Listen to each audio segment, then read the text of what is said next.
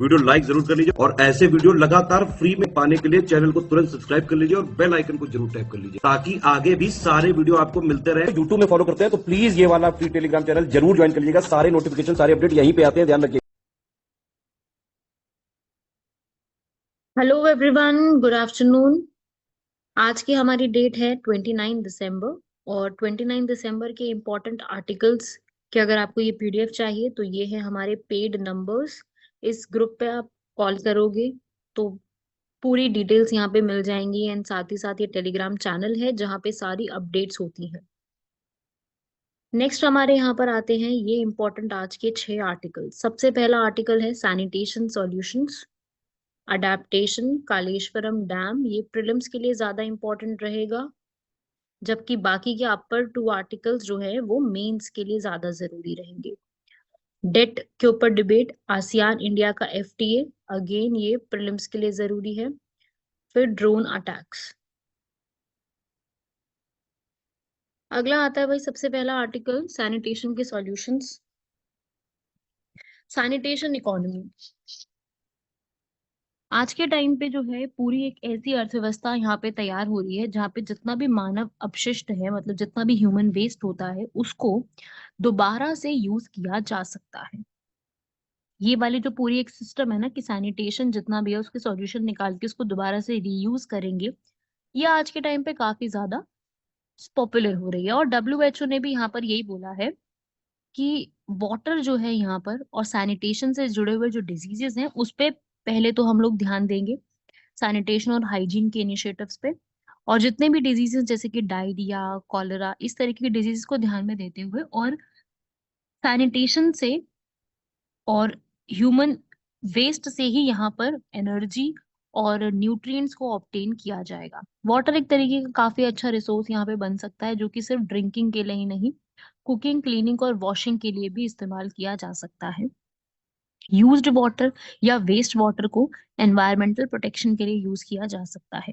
Used water जो आज के टाइम पे हमारे ground, open spaces, open drains में चला जाता है, ये वाला जो पूरा असल में मतलब आदर्श रूप से हम बात करें आइडियली क्या होना चाहिए कि ये पूरा वाटर जो है वो सैनिटेशन ऐसा सिस्टम डिजिग्नेशन होना चाहिए, सैनिटेशन सिस्टम को ऐसा डिजाइन करना चाहिए कि वो कलेक्ट कर सके और उसको ट्रीट कर सके। ट्रीट का मतलब है यहाँ पर उसको और ज्यादा क्लीनिनेस पे ध्यान दिया जा सके उसके ऊपर। ठीक है, तो ये चीजें यहाँ पर सैनिटेशन सिस्टम अपने यहाँ पर अलग अलग टाइप के हैं। कई जगह पर बायो टैंक्स लगे हुए हैं, बायो डाइजेस्टेड टॉयलेट्स लगे हुए हैं, सेप्टिक टैंक्स लगे हुए हैं, डिफरेंट डिफरेंट टाइप के सिस्टम है। लेकिन इन सब का जो फीकल है, जितना भी ये मल होता है, इसको ट्रीट करने का कोई सॉल्यूशन आज भी नहीं है।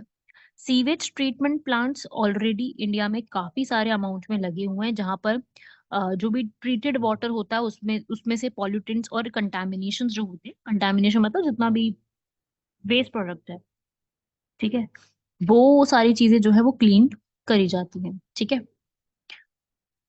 तो सैनिटेशन सिस्टम को क्लीन करना बहुत जरूरी है, यहाँ पर इसका सॉल्यूशन निकालना जरूरी है। तो ये आपका जीएस पेपर 3 का एथिक्स में बन सकता है क्वेश्चन। जो जीएस पेपर 3 का टॉपिक होता है उसमें ये क्वेश्चन कहीं ना कहीं सैनिटेशन पे बन सकता है। ठीक है, तो एक तो ये वाला पढ़ना है। दूसरा बहुत इंपॉर्टेंट है, जैसे मैंने आपको बताया था, COP28 अभी हाल फिलहाल कंडक्ट हुआ है, कॉन्फ्रेंस ऑफ पार्टी। सीओपी क्या है? Conference of parties 28। मैंने बताया था कहाँ पे कंडक्ट हुआ है, दुबई। दुबई यूएई की कैपिटल नहीं है। दुबई यूएई में एक लार्जेस्ट सिटी है जहाँ पे वर्ल्ड की लार्जेस्ट बिल्डिंग्स भी मिलती हैं, लेकिन यूएई की कैपिटल आबू धाबी है। तो अभी COP26-27 कंप्लीट हुआ, उसके बाद COP28 आया। अब यहाँ पर जो है मैंने बताया था क्या अडॉप्ट किया गया है। पहले तो global stock tell. Global stock tell क्या कहता है कि हमारे जितने भी फॉसिल फ्यूल्स हैं उनके कंजम्पशन को रिड्यूस करना है। पहला तो ये अडॉप्ट कर रहे हैं ग्लोबल स्टॉक टेल के तहत। दूसरा, हम लोगों ने यहाँ पर ग्लोबल गोल्स और अडेप्टेशन को भी यहाँ पर जो है स्टार्ट किया है अडॉप्ट करना, जिसमें ये बोला है कि जब हमारा औद्योगिक स्तर जो है वो इतना ज्यादा नहीं हुआ था, तब हम यहाँ पर, मतलब आप ये एक तरीके से इस पूरे में ये कह सकते हो कि अर्थ का जो पूरा एक टेम्परेचर है, ग्लोबल वार्मिंग का जो टेम्परेचर है, अर्थ का टेम्परेचर 1.5 डिग्री सेल्सियस से ऊपर नहीं होना चाहिए। इसी के प्रयासों में, इसी के लिए हर कंट्री को ग्लोबल लेवल पे अडेप्टेशन करनी है। ये इसमें पॉइंट लिखा गया है। और इसी के लिए हर कंट्री को नेशनली डिटरमाइंड कॉन्ट्रीब्यूशंस देने हैं, जो हम लोगों ने पेरिस अग्रीमेंट 2015 में साइन किए थे, उसी को हमें आज भी ध्यान रखना है। ठीक है, तो इसको प्रायोरिटाइज करते हुए, इस चीज में ध्यान रखते हुए 2027 तक आते आते हर एक कंट्री को अपने यहाँ पर risk hazards, early warning systems, climate से जुड़ा हुआ डेटा, इंफॉर्मेशन, सर्विसेज, सबके ऊपर यहाँ पे ध्यान में रखना है। और इसके ऊपर इसको आगे चल के मेजर भी करना है। 2030 तक आते आते इसको मेजर भी करना है। ग्रीन हाउस गैस की मिटिगेशंस पे ध्यान देना है। ठीक है, और साथ ही साथ एक ड्राफ्ट तैयार करना है।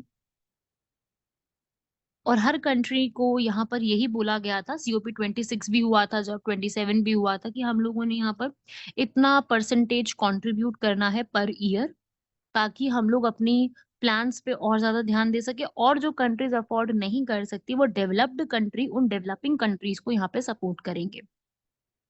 OECD कंट्रीज जो हैं, organisation of economic cooperation development countries जो हैं, इंडिया इसमें पार्टिसिपेंट है। इसमें भी यहाँ पर हमने डिसाइड किया था कि टारगेट रखेंगे $100 बिलियन पर ईयर।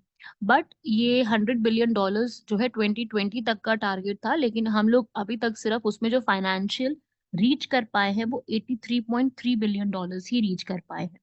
तो वही है कि हम लोगों को सिर्फ अडेप्ट करने की जल्दी रहती है, प्लेजेस लेने की जल्दी रहती है कि प्लेज ले लेते हैं, अडेप्ट कर लेते हैं, लेकिन मिटिगेशन के एफर्ट जब रियल में करने के लिए आते हैं तो कोई भी कंट्री आगे नहीं आती। जबकि जो क्लाइमेट चेंज का पूरा कॉन्सेप्ट है ना, क्लाइमेट चेंज का कॉन्सेप्ट मिटिगेशन फोकस्ड है। मतलब कि मिटिगेशन इन द सेंस, मतलब मिटिगेशन का मतलब क्या होता है कि आपको स्टेप लेना है। ठीक है, तो स्टेप लेने के ऊपर ध्यान देने की जरूरत है। रिच कंट्रीज अपना बेनिफिट यहाँ पे उठाई जा रही है। ठीक है, जितना भी डेटा है वो यही कहता है कि हर कंट्री प्लेजेस ले लेती है, लेकिन प्लेज करने के बाद इस पे कुछ भी और एक्शन नहीं लिया जाता। ठीक है भाई, तो ये याद रखिएगा, global goals on adaptation.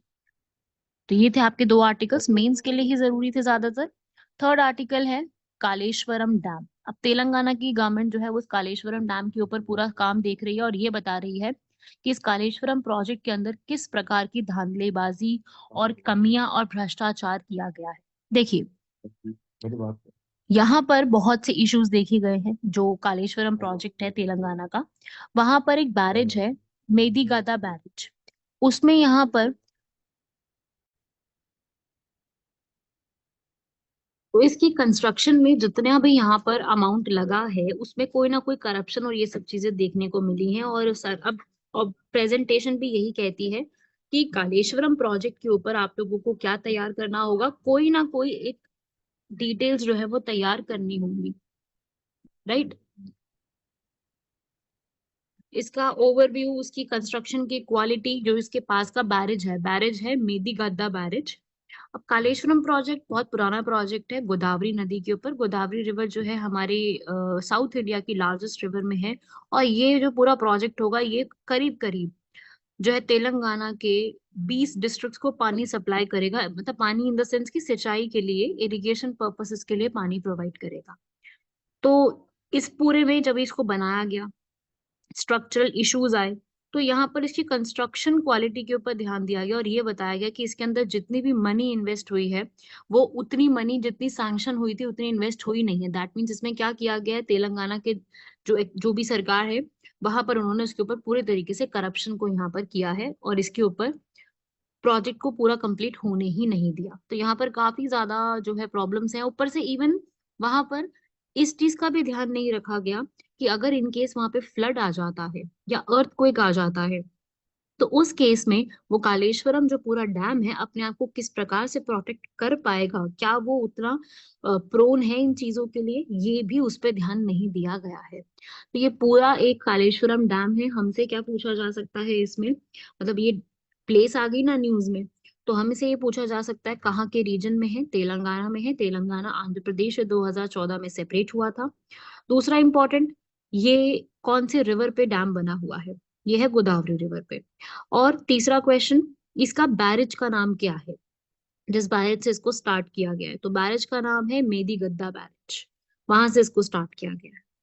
Right, तो इस तरीके से ये वाले आर्टिकल को भी कंप्लीट करना बहुत छोटा सा इजी सा आर्टिकल है। अगला आता है यहाँ पर डेट के ऊपर डिबेट, ऋण पर बहस। ठीक है, यहाँ पे हुआ क्या है कि यहाँ पर अभी एक स्टेटमेंट रिलीज की गई है फाइनेंस मिनिस्ट्री द्वारा, जिसमें ये बोला गया है आईएमएफ के आर्टिकल 4, आईएमएफ पता है ना सबको, इंटरनेशनल मॉनिटरी फंड के आर्टिकल 4 से कंसल्टेशंस की है इंडिया ने। और अभी आईएमएफ और इंडिया की आपस में जो है कंसल्टेशन हुई है, उसके 4 दिन बाद इस पूरी बुक को, इस पूरी स्टेटमेंट को रिलीज किया गया है। और ये बताया कि आईएमएफ जितनी भी प्रोजेक्शंस बताते हैं ना, आईएमएफ का काम है प्रोजेक्शन बताने का हर कंट्री का, कि भाई इस कंट्री की इकोनॉमी आगे आने वाले नेक्स्ट क्वार्टर में कितना ज्यादा ग्रो कर सकती है, कितना जीडीपी ग्रो कर सकता है, ये आईएमएफ फोरकास्ट करता है इन चीजों को। फोरकास्ट का मतलब क्या होता है, अनुमान लगाता है। तो आईएमएफ का जो अनुमान है यहाँ पर, वो इंडिया ने नकारते हुए बोला है कि कुछ चीजों को, मतलब आईएमएफ ने कुछ पॉइंट्स को ध्यान में रखते हुए पूरा प्रोजेक्ट बताया, लेकिन फैक्चुअल सिचुएशन आईएमएफ यहाँ पे नहीं बता पाया है। ठीक है, कितना डेट है, कितना क्या चीज है, वो यहाँ पे वो चीज नहीं बता पाया है। जैसे नेशनल डेट होता है, एक कंट्री का नेशनल डेट जो है वो ये पता चलता है राष्ट्रीय ऋण कितना है, ऋण और जीडीपी का आपस में अनुपात कितना चल रहा है, इंडिया का डेट कितना है और जीडीपी का अनुपात कितना है, राजकोषीय घाटा कितना है। तो ये सारी चीजें जो है वो बताते हैं, ये कॉन्सेप्ट्स होते हैं कुछ यहाँ पर। जैसे कि राष्ट्रीय ऋण का मतलब होता है कि केंद्र सरकार पर लेनदारों का कितना देय है, मतलब कितना वापस करना है पूरी सरकार को, कितना किसको, किसी भी बैंक को, वर्ल्ड बैंक हो सकता है, आईएमएफ हो सकता है, एडीबी एशियन डेवलपमेंट बैंक हो सकता है, न्यू डेवलपमेंट बैंक हो सकता है, कहाँ से कितना पैसे ले और कितना वापस देना है। ठीक है, तो इंडिया का डेट काफी ज्यादा है इसके ऊपर। डेट और जीडीपी का रेशो अभी ये पता चलता है कि भाई एक कंट्री पे कितना कर्जा है और दूसरा वो कितना जीडीपी में यहाँ पर आ रही है। ठीक है, वो अपना कितना यहाँ पर डेट पे कर सकती है। जितना कम होगा डेट और जीडीपी का रेशो, उतनी बढ़िया इकोनॉमी कह सकते हैं। ठीक है, इंडिया का डेट और जीडीपी का रेशो यहाँ पर जो है वो अब पहले से कम हो गया है, 85.7% हो गया, क्योंकि पैंडेमिक के बाद कंट्री जो है काफी रिकवर करी है। फिस्कल डेफिसिट, इंडिया की सिचुएशन यहाँ पर, ठीक है, ये सब चीजें हैं इसमें। आईएमएफ का व्यू जो है इंडिया के डेट पे, वो यही कहता है कि इंडिया का जनरल डेट जो है 100% से भी ज्यादा चला जाएगा। और इंडिया का ऐसा कहना है, मिनिस्ट्री का, मतलब कि ऐसा जरूरी नहीं है कि इस तरीके की चीजें होंगी। और इन्होंने ये भी बोला इंडिया ने कि पहले भी यूएस, यूके, चाइना ने गवर्नमेंट के ऊपर जो उनका डेट था वो 160%, किसी का 140, किसी पे 200% भी था, वर्स्ट केस सिनारियो थे, लेकिन फिर भी वो कंट्रीज यहाँ पर उभर के बाहर आ गई हैं। ग्लोबल शॉक्स पड़े हैं, ग्लोबल शॉक्स कौन कौन से रहे हैं, पहले तो पैंडेमिक आया, फिर रशिया यूक्रेन का वॉर आया। ठीक है, तो इस तरीके की चीजें जो हैं वो प्रॉब्लमेटिक रही हैं, लेकिन उभर के आने बाहर हो गए हैं। ठीक है, तो यहाँ पर लास्ट ईयर के कंपैरिजन में इंडिया की फिजिकल पोजीशन पहले से ज्यादा इंप्रूव हुई है। रिस्क पे है लेकिन इंप्रूवमेंट यहाँ पे देखने को मिल रही है। राइट, अगला है आसियान और इंडिया का एफटीए। आसियान आप लोगों को पता है, आसियान की फुल फॉर्म होती है association of south east Asian Nations. और इंडिया, इंडिया इसका मेंबर नहीं है। इनके बीच में फ्री ट्रेड अग्रीमेंट यहाँ पे किया गया है, ताकि ट्रेड का डेफिसिट यहाँ पे जो है वो कम किया जा सके। ट्रेड का डेफिसिट मतलब होता है कि जो एक तरीके से दोनों के बीच में घाटा है ना, उसको रिड्यूस किया जा सके नए नए एलिमेंट्स को इंट्रोड्यूस करके। तो यहाँ पर टॉक्स जो है वो ऑलरेडी चल रही है इसके ऊपर। ठीक है, ये आप देख सकते हो न्यू दिल्ली में। और इसमें ये बोला गया है कि इसके लिए ASEAN India trade in goods agreement sign किया जाएगा, और आगे चल के वो जो है हमारे अगले साल इसको फोर्स में, मतलब जनवरी में इसको फोर्स में भी लेकर के आया जाएगा। ठीक है भाई, तो इसमें आप डिटेल में जानने की जरूरत नहीं है, इतना डिटेल में कोई नहीं पूछता। ठीक है, बस ये आपको याद रखना है, AITGA करके एक पूरा कॉन्सेप्ट है जो कि इंडिया और आसियान के बीच में साइन किया गया है एफटीए के मामले में। ठीक है, आसियान का रूल भी है यहाँ पर, क्योंकि आसियान में 10 कंट्रीज आती हैं पूरे। इंडिया का जितना भी ट्रेड होता है उसका 11.3% इन्हीं 10 कंट्रीज के साथ मिलके किया जाता है। और आसियान और इंडिया के एफटीए अग्रीमेंट को बहुत पुराना से ही चाह रहे थे कि इसको कंप्लीट करें। आसियान का पूरा जो जीडीपी है वो $3 ट्रिलियन के करीब है, 650 मिलियन की पॉपुलेशन रहती है। इंडिया का फोर्थ लार्जेस्ट ट्रेडिंग ग्रुप है ये। और इंडिया इसमें काफी सारी चीजों पे भी जाता है सपोर्ट करने के लिए। इंडिया ASEAN+6 का मेंबर है, इंडिया आसियान का मेंबर नहीं है, +6 का मेंबर है। फ्री ट्रेड अग्रीमेंट हम लोगों ने साइन किए हैं। Connectivity, defence, security, health, education, culture, science, technology, disaster management, इन सब में हम लोग यहाँ पर उनका कॉपरेशन भी करते हैं। ठीक है। अगला भाई वही जो मैंने आपको कल की क्लास में भी बताया था कि अभी Gabon flag crude oil tanker आया था जो कि इंडिया की तरफ से आ रहा था। रेड सी में हाउती के लोगों द्वारा उस पर ड्रोन का अटैक किया गया है। मैंने कल की क्लास में भी इसको कवर अप करवाया था। ठीक है। ये इंसिडेंट जो है यूएस की नेवल फोर्सेस ने 25 दिसंबर 2023 को यहाँ पर करके बताया है, जिसके अंदर सारे के सारे ऑल इंडियन क्रू मेंबर्स थे। किसी को इंजरी नहीं हुई है, इंडियन कंपनी उसको मैनेज कर रही थी। लेकिन यही है इसकी, अगर ड्रोन अटैक बढ़ते गए इससे क्या होगा, प्रॉब्लम होनी शुरू हो सकती है। ड्रोन अटैक्स जो हैं वो स्मगलिंग वगैरह में इस्तेमाल किए जाते हैं। अगर कल को ये प्रॉब्लम बढ़ती गई तो उसके माध्यम से स्मगलिंग इंडिया में बढ़ जाएगी, चेंजेस बढ़ेंगे और जो एक्चुअली में काम करना है हमें, वो काम हमारा कम होता जाएगा। राइट। जिस चीज के लिए हम लोग यहाँ पे कर रहे हैं वो यहाँ पे रिड्यूस होता जाएगा। ठीक है भाई। ड्रोन रूल्स भी हैं यहाँ पर, इंडिया के अंदर तो एग्जिस्ट करते ही हैं। 400 फीट से ऊपर ग्रीन जोन्स में नहीं आप इसको उड़ा सकते। और कवरेज भी है इसकी। तो ये सब चीजें हैं। लेकिन वही है कि ये जो प्रॉब्लम्स बढ़ रही हैं रेड सी में हouthi ट्राइब्स द्वारा, ये कॉन्फ्लिक्ट को रेज करेगा। कल से ये आगे चल के ये हॉस्टालिटीज को रेज करेगा। और एंटी ड्रोन टेक्नोलॉजी यहाँ पर अब फिर से लानी पड़ेगी। ड्रोन को भी कंट्रोल करने के लिए मिलिट्री कोऑपरेशन इंक्रीज करना पड़ेगा। और यूज ऑफ ड्रोन्स को बहुत ही रिस्पॉन्सिबली हैंडल करना पड़ेगा ताकि डिस्ट्रक्टिव पर्पसेस से उसको स्टॉप किया जा सके। राइट। चलिए आज के क्वेश्चंस देख लीजिए। एम्पलीफाई 2.0 पोर्टल यहाँ पे लॉन्च किया गया है। और ये पोर्टल यहाँ पर किसने लॉन्च किया है देख सकते हैं आप, सारी स्टेटमेंट्स ठीक लिखी हुई हैं। हमारी हाउसिंग और अर्बन अफेयर्स मिनिस्ट्री ने लॉन्च किया है, जो कि इंडियन सिटीज पे रॉ डेटा प्रोवाइड करेगा। बहुत इंपॉर्टेंट है, जिसमें सब कुछ ये इंडियन सिटीज के बारे में बताएगा कि एक सिटी में वाटर क्वालिटी क्या है, हेल्थ केयर क्या है, पॉपुलेशन स्लम की कितनी है, रोड एक्सीडेंट्स कितने हुए हैं उस सिटी में। तो ये अर्बन आउटकम्स फ्रेमवर्क का ही एक पार्ट है, जिसमें सारा डेटा एक साथ इकट्ठा करके जो है इंडियन सिटीज का एक ही सारा सिंगल प्लेटफॉर्म पे डेटा रखा जाएगा एम्पलीफाई 2.0 के नाम से, जिसमें सारा कुछ डेटा एक साथ ही हर चीज के मामले में रखा जाएगा। तो ये पोर्टल याद रखिएगा, एम्पलीफाई 2.0। राइट।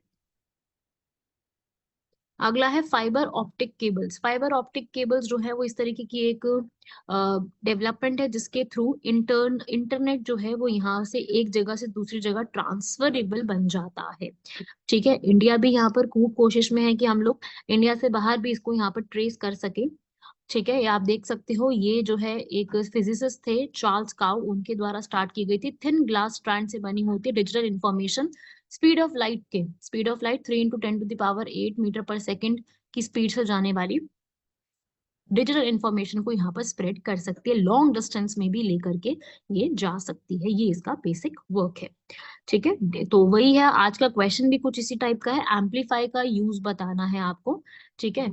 अर्बन और हाउसिंग जो अफेयर्स मिनिस्ट्री है, उन्होंने यहाँ पर जो डेटा रिलीज करा है, नीति निर्माण की भूमिका में ये क्या काम कर सकती है, अर्बन डेवलपमेंट किस प्रकार से इंडिया में किया जा सकता है, पॉलिसी मेकिंग में कैसे हेल्प कर सकता है डेटा किस प्रकार से, तो वो सब आपको बताना है कि क्या जरूरत है हमें एम्पलीफाई जैसे एक पूरे प्रोसेस को डेवलप करने की अर्बन डेवलपमेंट में। मतलब क्या हमें, अगर हम अर्बन डेवलपमेंट में ये चीजें लेके आते हैं, ऐसे पोर्टल्स को इंट्रोड्यूस कराते हैं, तो what will be the benefit. ठीक है। तो ये आप लोगों को कंप्लीट करना है।